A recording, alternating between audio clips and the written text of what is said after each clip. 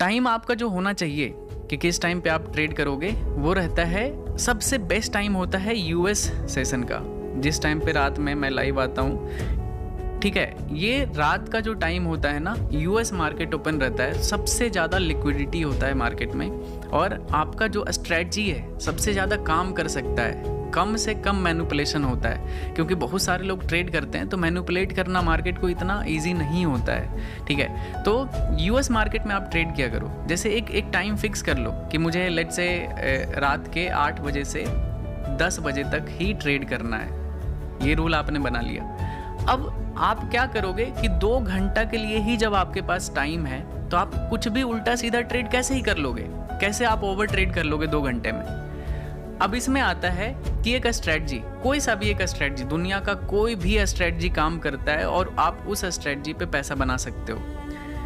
Mindset चाहिए उसके लिए, तो कोई भी एक स्ट्रेटजी यूज़ करो, और टाइम फ्रेम अगर आप 2 घंटे के लिए ट्रेड कर रहे हो तो आप number of trade find out करो कि मुझे एक दिन में लेट से 3 ट्रेड करना है, तो आप 15 मिनट का टाइम फ्रेम यूज़ करोगे तो 1-2 घंटे में 2-3 ट्रेड से ज़्यादा ट्रेड आपको मिलेगा ही नहीं, मतलब आप कर ही नहीं पाओगे। समझ रहे हो ना? अगर आप 2 घंटे में ही 1 मिनट के टाइम फ्रेम पे चले जाओगे तो आप बहुत सारा ट्रेड कर दोगे, आपके सामने हो सकता है 15-20 सेटअप बन जाए।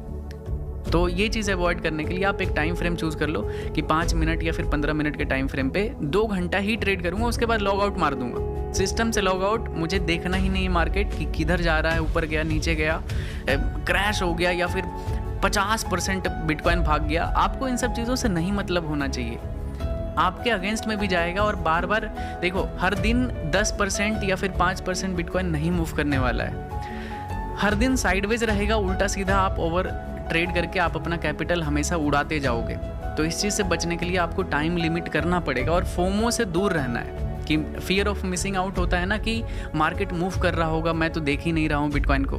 भाई क्यों देखना, दिन भर 24 घंटा मार्केट मूव करता है, कितना ही आप ट्रेड कर लोगे और कितने सारे मूव को कैप्चर कर लोगे। पता चला 10 आपने कैप्चर किया और 20 ट्रेड में आपका लॉस हो गया, तो आप तो अकाउंट उड़ा दोगे।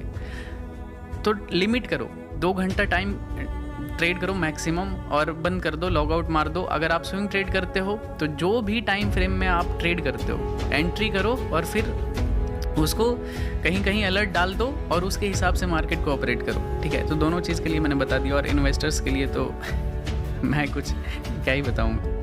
तो ये चीज़ है, आई होप आप इस चीज़ को फॉलो करोगे, आपके ट्रेडिंग करियर के लिए बहुत ज़्यादा इंपॉर्टेंट होगा। ठीक है, आप पीछे रिवाइंड करके दोबारा इस पार्ट को सुन लेना, या फिर जितने लोग भी रील वील बनाते हो तो कर देना।